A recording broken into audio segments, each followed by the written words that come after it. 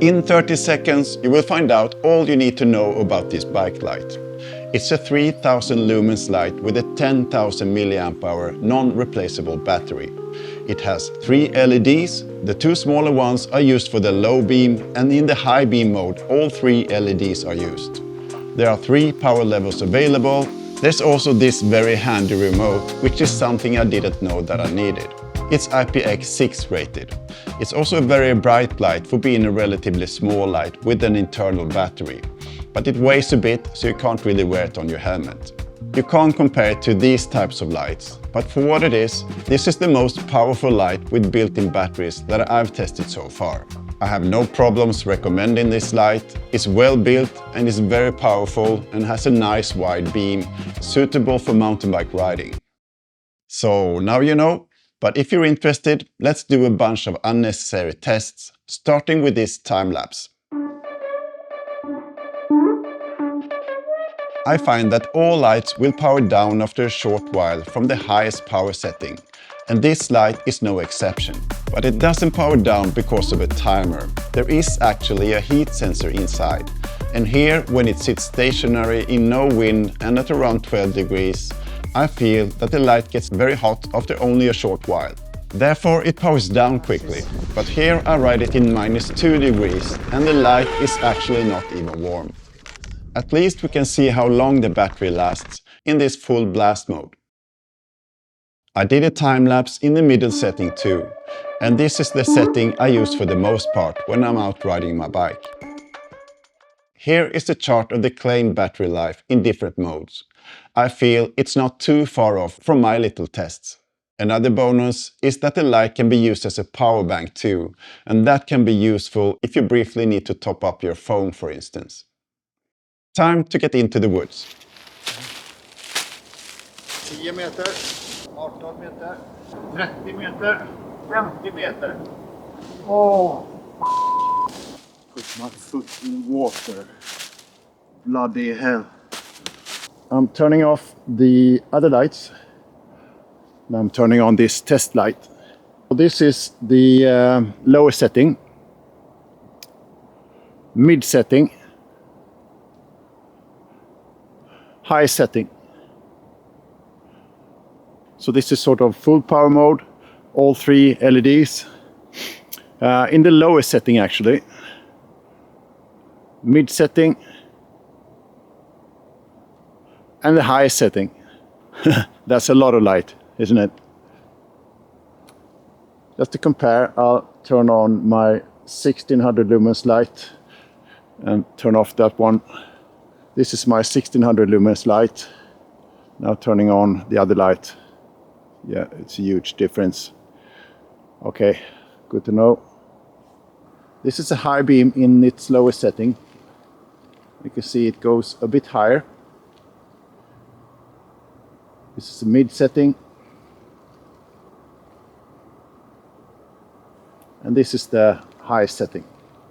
That's a lot of light. But I'm going to try to see what it looks like from above, because then you can see the shape of the beam a lot better. There is some sort of a hot spot in the middle there. Not too bad though. There's a lot of light on the sides as well. Just to compare, I'll turn on my 1600 lumens light.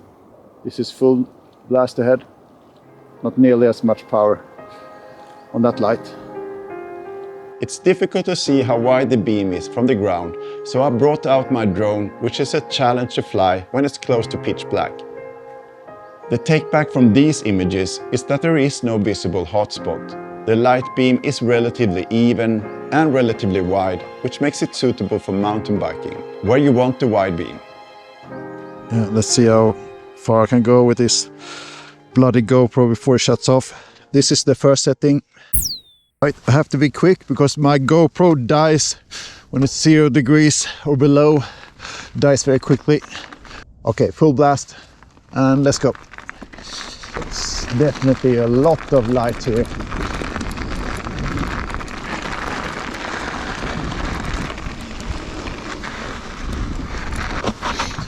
I'm going to do a little thing here. I'm going to feel if this is getting warm. A little bit maybe. So there's not a lot of heat coming from this light now. Indoors it's super hot, but out here it's not even tepid. Okay, so this is half beam, mid setting.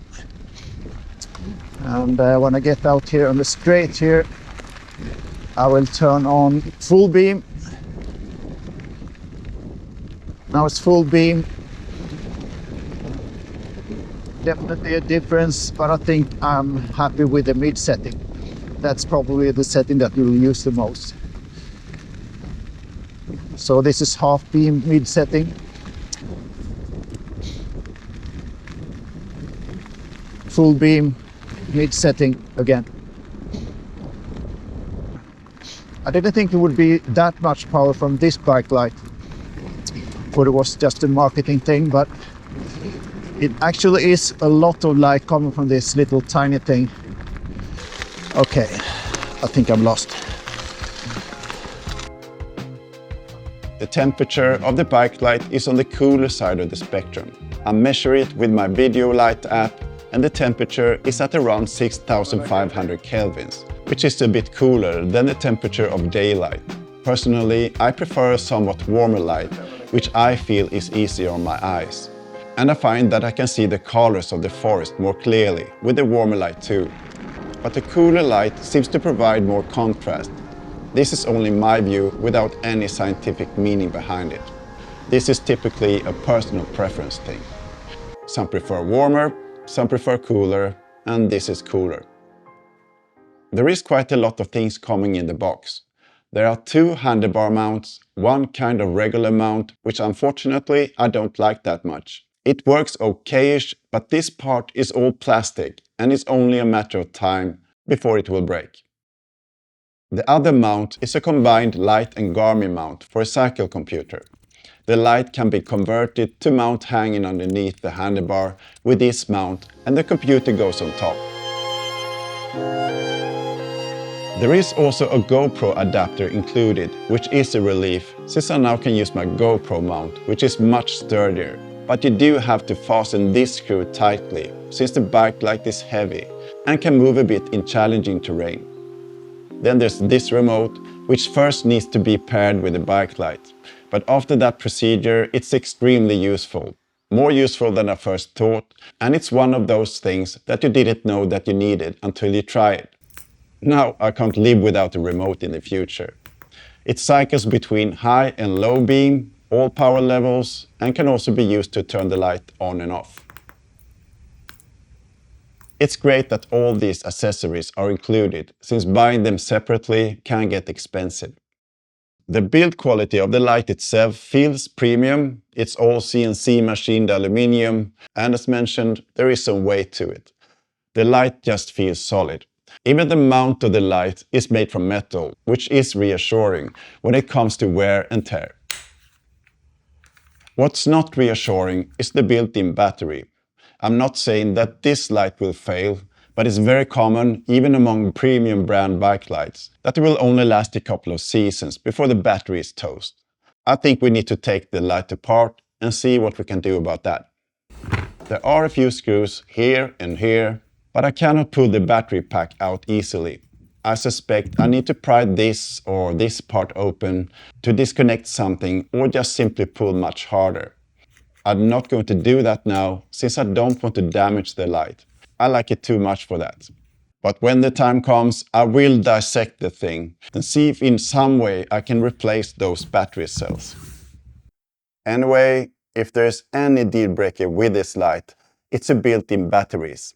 I don't know for how long this light will last. If you can live with that question mark, it's a solid light with lots of power for being this type of bike light.